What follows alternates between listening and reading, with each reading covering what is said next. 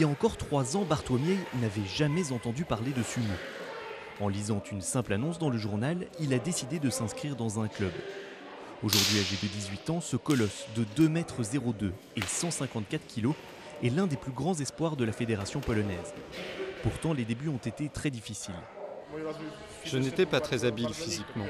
C'est seulement lorsque j'ai commencé le sumo que j'ai appris de nombreuses techniques. Les renversements, les chutes, comment bien s'échauffer. Depuis, ça va beaucoup mieux. Comme lui, des centaines de jeunes Polonais se sont laissés séduire par ce sport. Contrairement au sumo traditionnel pratiqué au Japon, le sumo amateur ne nécessite aucun régime. Simplement, il existe plusieurs catégories de poids.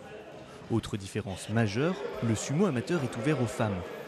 En lançant cette discipline en Pologne en 1995, ce passionné ne s'attendait pas à un tel engouement. Au départ, la fédération était composée de 12 clubs. Aujourd'hui, elle en compte plus de 60 et plus de 1000 licenciés. Cette année, les championnats du monde de sumo amateur se déroulent à Varsovie. Le montage du dohyo, l'aire de combat, a nécessité 5 jours de travail et plus de 25 tonnes d'argile. L'assemblage, qui doit répondre à des critères très précis, était supervisé par les instances de la fédération internationale.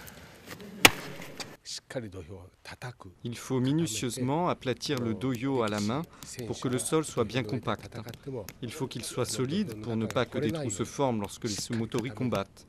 Ça, c'est le plus important. Ce week-end, dans une salle quasi pleine, plus de 20 pays ont pris part à ces championnats.